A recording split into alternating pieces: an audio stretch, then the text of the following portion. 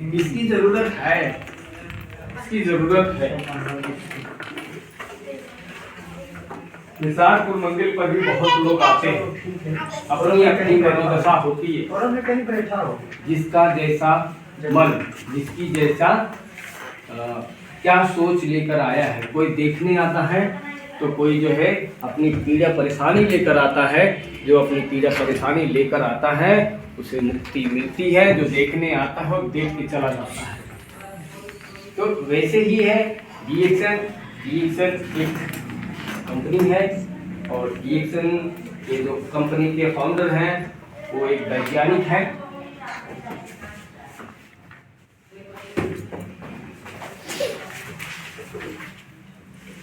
ये फोटो है,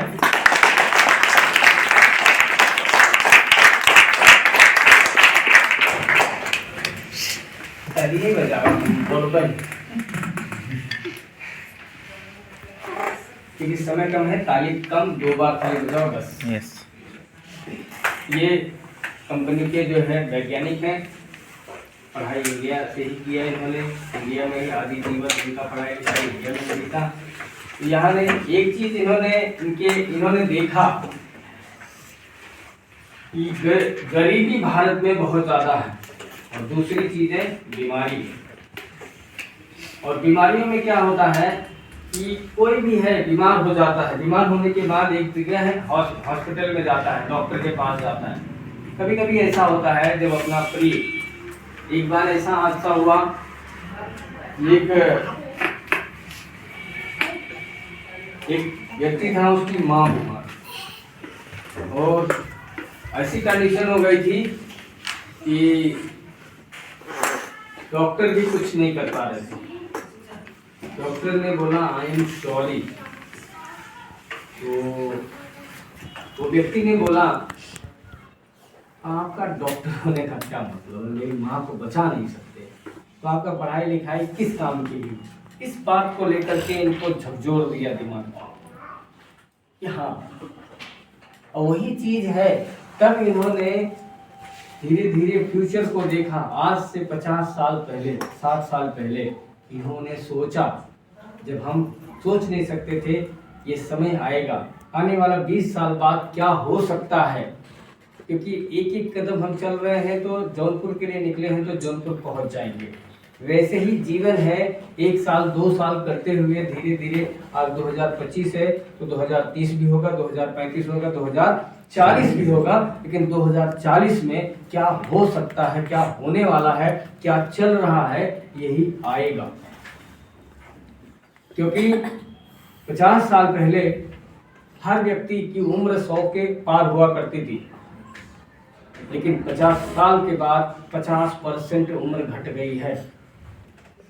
घट गई है yes. वो घट गई है। क्यों घट गई है ये सभी को पता है। और आने वाले 50 साल बाद क्या होगा, और ये चीज है, ये युग परिवर्तन है और युग परिवर्तन में हमको भी परिवर्तित होना जरूरी है। अगर हम परिवर्तित नहीं होंगे तो हम परेशान होंगे और इस परेशानी के दौर में हमारा जो दैनिक जीवन में जो काम है हम वो नहीं कर पाएंगे। और वही चीज है, तो डीएक्सन ने क्या किया, डीएक्सन ने वो हल ढूंढा, वो समाधान लाया, नेचुरल से लाया। वो कोई डीएक्सन इसमें कोई खिलवाड़ नहीं किया, कोई कलाकारी नहीं किया है, सिर्फ एक चीज है, कुदरत को एज इट इज जैसा है उसको भी उत्पादन करके हमारे तक पहुंचाने का प्रयास किया है। और इसका यही खासियत है, डीएक्सन का कोई भी प्रोडक्ट आप जितनी मात्रा में जैसे किसी को प्यास ज़्यादा लगी है तो जितना पेट ज़्यादा प्यास लगी ज़्यादा पानी पिएगा, कम प्यास लगी कम पानी पिएगा। तो ज़्यादा पानी पीने पे कोई नुकसान नहीं है। खाना भूख ज़्यादा लगी है, थोड़ा खाना ज़्यादा खा लिया तो खाना नुकसान करेगा नहीं करेगा। उसी तरीके से डीएक्सन का प्रोडक्ट है, जितना ज़रूरत है उतना आप खा सकते हैं, जितना पॉकेट अलाउड करता है उतना खाएं, और अगर ज़्यादा कोई दिक्कत है तो ज़्यादा खा करके रिकवरी कर सकते हैं। ये सिर्फ संभव है हमारे फूड कैटेगरी में, हमारे भोजन की कैटेगरी में। हल्दी, जैसे हल्दी है, हल्दी हमारे खाने की कैटेगरी में है, लेकिन जिसको चोट लग जाती है दूध और हल्दी मिक्स करके पिलाया जाता है उसके दर्द में राहत होने के लिए, हीलिंग भी अच्छा करती है।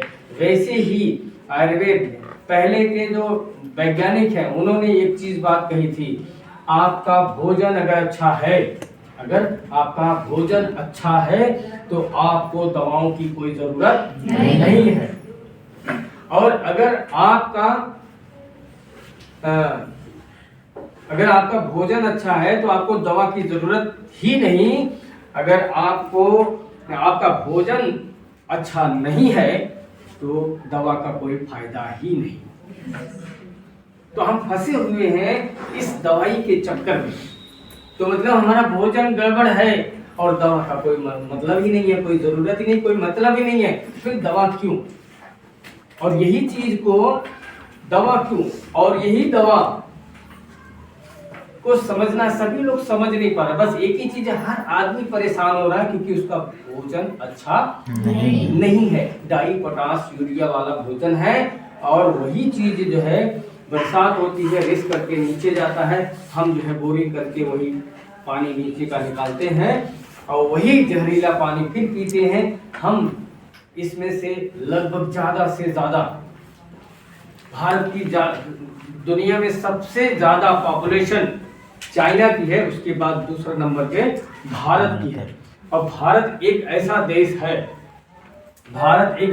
है जहां पर पूरी दुनिया भर में, पूरे संसार भर में सबसे ज्यादा बीमारी और गरीबी कहाँ है? बीमार लोग इंडिया, भारत नंबर 1 है। किसमें? डायबिटीज में और ब्लड प्रेशर में, गठिया में, हार्ट अटैक में, कैंसर में, कोई भी समस्या हो भारत पूरी दुनिया में नंबर 1 है। तो ये भारत को भी जो है हमको भारत को इस बीमारी से बचाना है या नहीं है? 100 में से 90 लोग बीमारी में नहीं हैं, 10 लोग बीमारी में हैं। और जिसको जो पेड़ की जो डाल या जो पेड़ में रोग लग गया वो पेड़ पहले जैसा हो सकता है? नहीं, कभी नहीं हो सकता। जिस शरीर में रोग लग गया वो शरीर पहले जैसा कभी नहीं हो सकता।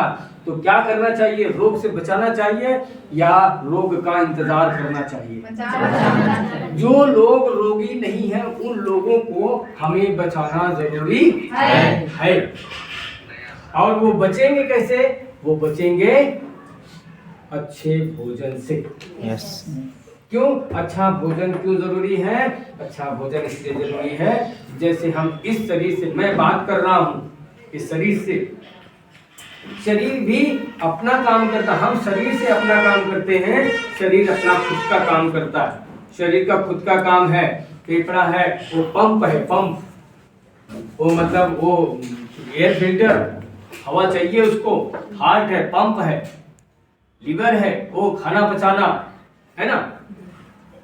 ये सब किडनी है हमारे पूरे रक्त की साफ सफाई। हाँ, 360 बार 24 घंटे में कितनी बार करती है? 360 बार। 360 बार हमारे खून की साफ सफाई करती है। क्या? किडनी 4 मिनट में 1 बार साफ सफाई करती है। यही किडनी फेल होने के बाद एक बार रक्त की 1 बार साफ सफाई करने के लिए उसको 3 से 4 हजार रुपए खर्चे करने पड़ते हैं। कीमत देखिए, कुदरत ने, महारानी ने हमें ये शरीर दिया है, इस शरीर की कीमत 220 करोड़ आपी गई है। कितना? 220 करोड़। 220 करोड़। फिर भी हम कहते हैं हम गरीब हैं। हेलो, आप कितना भी कर लो 220 करोड़ कमाने की हैसियत आप में नहीं है, लेकिन आप 220 करोड़ के स्वयं मालिक हैं। लेकिन आपके पास जो चीज है उसका कोई वैल्यू नहीं है। तो आप तो फिर पैसे के पीछे भाग रहे हैं। पैसे के पीछे भागने से कुछ नहीं होने वाला है। असल में वो चीज है जो हमारी जरूरत है, जो हमें मेन चीज समझना है, वो हमारा कर्म है, धर्म है। क्योंकि जितने भी लोग कामयाब हुए हैं कर्मवान है वो। और वो काम के पीछे भागते हैं, वो हुनर के पीछे भागते हैं। जो हुनरमंद है, जो गुणवान है, पैसा उनके पीछे भागता है। बात समझ आई?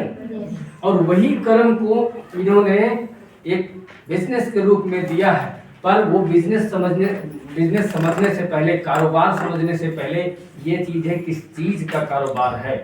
और यही है कि हम सभी लोग किडनी काम कर रही है, जब तक फेल नहीं हो जाएगी तब तक हम ध्यान नहीं देंगे।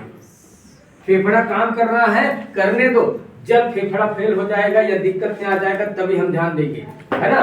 और ये किडनी लीवर है, फेल हो जाएगा तभी जो है ध्यान देंगे।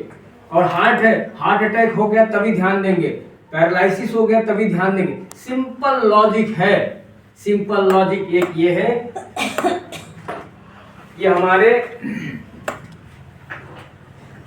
हमारे माँ है और ये हमारे पिताजी हैं। सिंपल लॉजिक है, एकदम समझ, एक लाइन में पूरा साइंस समझ में आ जाएगा। ये माँ है, ये पिता है। माँ का कोशिका, इसको बोलते हैं कोश। माँ पिताजी से माँ के गर्भ में एक कोश जन्म, दोनों कोशिकाएं मिलकर के एक कोशिका बनती है।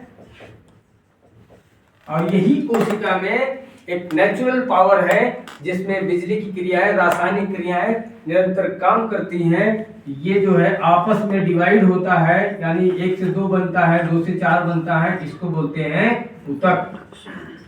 और ये ऊतक है, और ऊतक एक साथ होकर के एक अंग का निर्माण करते हैं। लगभग 3000 के ऊपर अंग है हमारे शरीर के अंदर, और अंग, सभी अंग एक साथ जुड़े हैं तो उसको बोलते हैं तंत्र। और ये तंत्र मिलकर के एक शरीर का निर्माण करते हैं। ये किसने किया? कुदरत ने किया। किसने किया? कुदरत ने, भगवान ने किया है। ये रचना ही ऐसी है। और यही जो चीज है, अब देखा जाए इसी एक से ही ये बना है। और ये ढेर सारा बना, ढेर सारे मिलके अंग बने, फिर एक साथ जुड़ा तंत्र बना। और लगभग 10,000 करोड़, कितना? 10,000 करोड़ कोशिकाएं मिलकर के एक जीव मानव जीव तैयार हुआ। और 10,000 करोड़, और ये सब 10,000 करोड़, जैसे गुरु जी बैठे हैं, मूर्ति बनाते हैं, मिट्टी क्या है? मिट्टी के कण होते हैं, उसको एक साथ मिला करके, गीला करके निर्माण होता है एक मूर्ति। हमारा शरीर भी भगवान ने ऐसे ही बनाया है, ढेर सारी कोशिकाएं मिला करके हमारा ये शरीर तैयार हुआ। इस शरीर के अंदर कोशिका के अलावा कुछ भी है? नहीं है, सिर्फ कोशिका ही है। अब इस कोशिका को हमें समझना है, ये कोशिका है, और इस कोशिका की जरूरत क्या है? इस कोशिका की जरूरत है हवा, पानी, भोजन।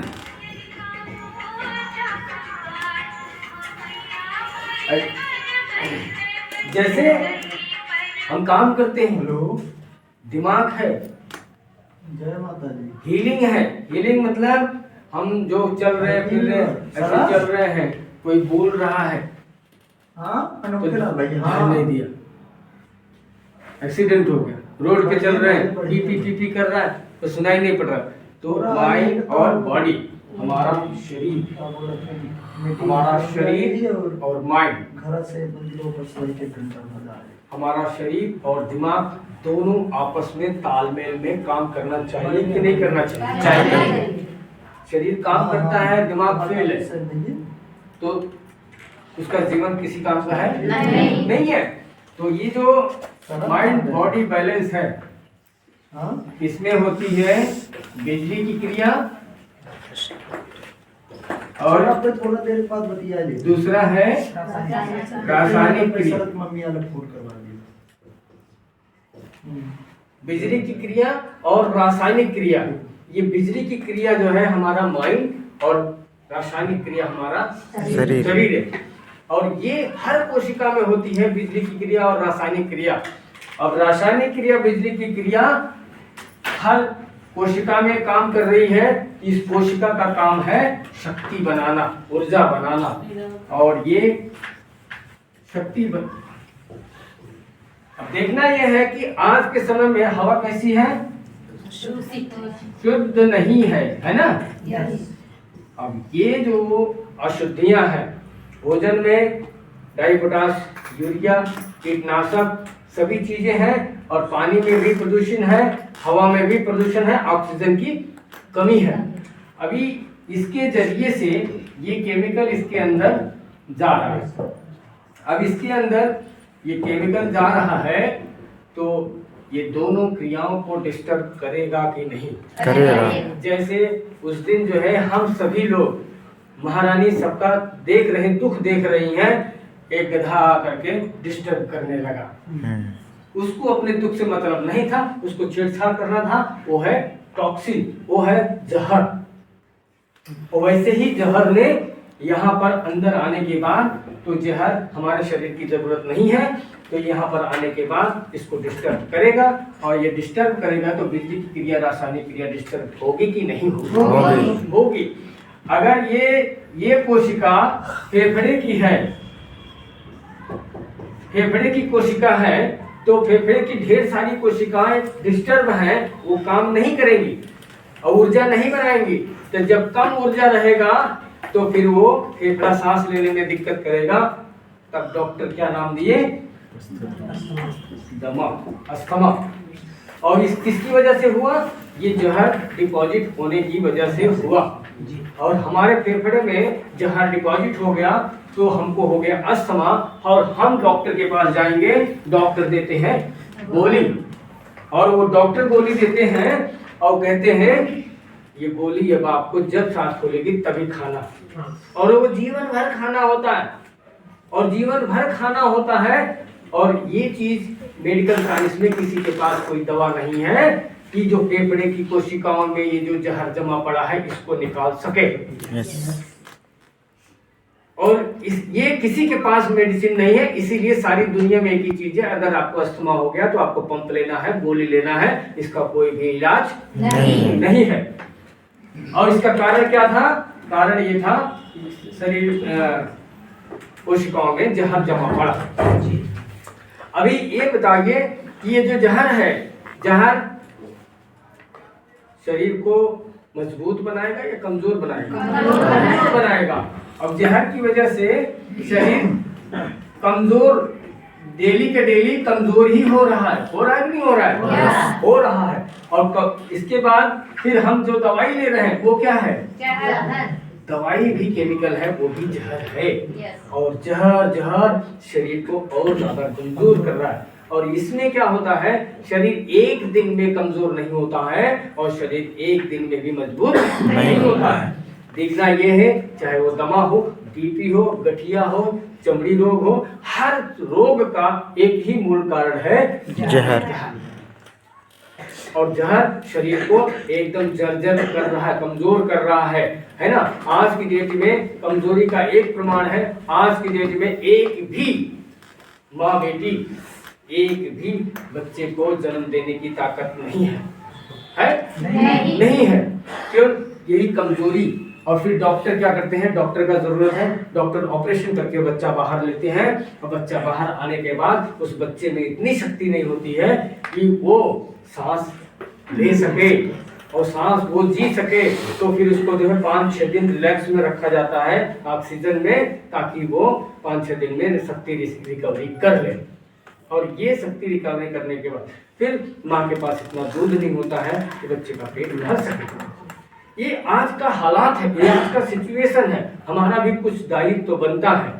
हमें भोजन वो चीज मिल रहा है तो, लेकिन हमें एक ही रास्ता है, हम अपने शरीर को इतना मजबूत बनाएं ताकि हमारा शरीर इस जहर को बाहर कर सके। क्योंकि जमा पड़ा है ना, ये जमा पड़ा है, इसको सिर्फ बाहर कर सकता है कौन? सिर्फ शरीर कर सकता है, दूसरा किसी में ताकत नहीं है। ये भगवान ने इसीलिए बनाया है। इसमें हम जो भी डालते हैं, पानी पीते हैं, तो ये पेशाब के रूप में बाहर कर देता है। खाना खाते हैं तो खाने से जो चाहिए इसको ले लेता है, बाकी लैट्रिन के रूप में ये बाहर कर देता है। लेकिन आज का शरीर बाहर करने में समर्थ नहीं है, और जब बाहर करने में समर्थ नहीं है तो एक ही चीज है, शरीर को मदद की जरूरत है आज, लेकिन दुनिया मदद का भाषा नहीं समझती है।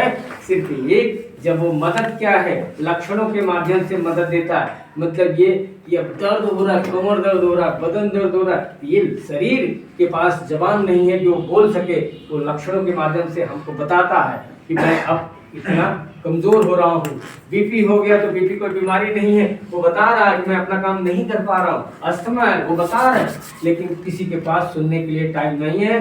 सभी लोग रेस में लगे हुए हैं, और वो रेस एक ही चीज है, कुछ भी हुआ सीधा सीधा डॉक्टर, हॉस्पिटल, यही भागा। अब एक चीज हम बोलना चाहते बिल्कुल गुरु जी, यही तो है। हैं। जैसे अभी ऐसा हुआ, कोई अच्छा ज्ञान देगा, कोई अच्छा काम करेगा, उसको बात सुनने में चुभता है। कोई भी अच्छी बात करेगा तो पसंद नहीं है। अगर उसी जगह डीजा चला दिया जाएगा, पूरी रात ढिचुक करेंगे, कमर दुखे चाहे शरीर दुखे चाहे घर की बर्बादी हो, उससे मतलब है पहले हमारी शरीर तंदुरुस्त होनी चाहिए। ऐसी है, अच्छे काम में रहो, अच्छे काम में रहोगे तो अच्छे जगह रहोगे। ये आपके साथ बुरा करेगा, किसका कर्म का सजा ये पाएगा, अगर दूसरा करेगा तो उसके कर्म का सजा ये पाएगा। लेकिन हर जगह ऐसा खोट नहीं है। नोट ना होती तो खोट ना होती, दुनिया ना होती तो संसार मोट ना होता। ऐसी उनकी कुदरती है। आज मत भूलो दिन है, ए फूल नहीं, ए मेरा दिल है। फूल तो बहुत देखा पर गुलाब जैसे नहीं, डॉक्टर तो बहुत देखा पर इनके जैसे छिपके तो ये जीवन है। अच्छी कारी में ले जाओ, सबकी कर्मों का सजा सबको मिल जाएगा। कोई किसी को बताने की जरूरत नहीं है, किसी महाराज के पास जाने की जरूरत आपको नहीं है। माँ बाप के पास जाओ और भगवान के पास जाओ, खुद किसी के पास जाने की जरूरत नहीं। विश्व में ऐसा कोई ब्रह्मांड भी पैदा नहीं हुआ आपका दुख काट सके। अच्छे काम में जाओ, जो माँ बाप के दर्जा जो अच्छा दे उन्हीं के पास जाने की जरूरी है, और हर जगह जाने की जरूरी नहीं है। इसके लिए अच्छे से ऐसे जुड़े रहना। ये हमको भी खराब नहीं लगता है, अगर देखा जाए तो हम आज ज्ञान से देखते हैं, हमें इसमें कोई कमी नहीं लगा, इसीलिए हम यहाँ तक ले आए। हम पापी के घर पे वैसे भी नहीं जाते जी। तो इतना खाली कहाँ है, बिजनेसमैन को इतना खाली के चुनाव में क्या बैठेगा। जहां हमें अच्छाई है वही अच्छाई वही थी, कृष्णा भगवान। और पिताजी से हमने एक ही बात कहा था कि पिताजी हमारा मन अच्छा लग गया है, और ये एक ऐसा काम है, किसी को फंसाना नहीं, किसी से झूठ नहीं बोलना, जिसके भी जीवन में जाएगा वो अच्छा ही करेगा। तो हमें अच्छा जीवन लागत करें। लेकिन कुछ 2-3 साल बीतने के बाद तो इसमें बोले अब यही करोगे, ये क्या है, मुझे नहीं समझ में आता है, और ये एक ऐसा चीज है जो जल्दी समझने के लिए तैयार है। सबको फटाफट भैया 2 रुपए की गोली, 10 रुपए की गोली लो, आराम मिलना चाहिए। तो ये भाषा कोई समझने के लिए तैयार नहीं था। मुझे बहुत संघर्ष करना पड़ रहा था, पैसा हमको नहीं मिल रहा था, हमारे पास पैसा नहीं आ रहा था। तो पिताजी हमारी स्थिति परिस्थिति को देख करके वो कहते थे, इससे कैसे तुम्हारा चलेगा। हमने कहा पिताजी चले या ना चले, मैं और कोई काम पसंद नहीं करूँगा। तो नाराज भी हो गए। फिर मैं उनको मीटिंग में ले गया, और बड़ी मीटिंग में मुंबई में कम से कम 5-10 हज़ार लोग थे। उस मीटिंग में मैंने पिताजी को बैठाया। उस मीटिंग में एक 7 कंपनी का मालिक था, फैक्ट्री का मालिक था, वो भी इलेक्शन में था, और एक वैज्ञानिक वो भी थे, और एक बड़े डॉक्टर, सभी लोग बड़े डॉक्टर, इंजीनियर, प्रोफेसर, जज सभी लोग थे, और सब अपना अपना स्टेटमेंट दे रहे थे। हमारे पिताजी ने सब सुना, 3 घंटे तक बैठ के सुना। सुनने के बाद बाहर आए, और बाहर आने के बाद पता है क्या बोले, जो आज गुरु जी ने बोला। लगे रहो, कभी हटना नहीं। सही सही मार्ग है, सही चीज है, देर है पर अंधेर नहीं है। तो इसलिए मैं दोहराना चाहा कि गुरुजी ने वही बात बोली जो मुझे शुरू, आज मेरे पिताजी ने ये चीज पे मुझे बल दिया था कि सच्चाई के रास्ते पर आपको देर होगी, परेशानी होगी, पर पराजित आप कभी नहीं होंगे। और इस पराजय के जिस मोड़ पर जब मैं पहुंचा था, इस मोड़ पर जब मैं टूट रहा था, ऐसे टूटते हुए कगार पे गुरु जी ने मुझे हाथ दे करके उबारा है। मैं यही चीज है, मैं बताना चाहूंगा कि ये जो चीज है, शरीर की सारी समस्या का इलाज एक ही चीज है कि शरीर कमजोर है, लाचार है, तो शरीर को मजबूत करने के लिए कोई नहीं सोच रहा है। अगर सोच भी रहा है तो सिर्फ उसके पास कोई समाधान नहीं है। वो क्या करेगा? दूध लाएगा, काजू लाएगा, बादाम लाएगा, पिस्ता लाएगा, ये यही सब लेगा, फल फ्रूट लाएगा, यही चीज। लेकिन इससे शरीर को होने वाला नहीं है। ऋषि मुनि, राजा महाराजा वो अपने शरीर को स्वस्थ और दीर्घायु की भाषा समझते थे। और आज जो है कंडीशन ऐसी हो गई है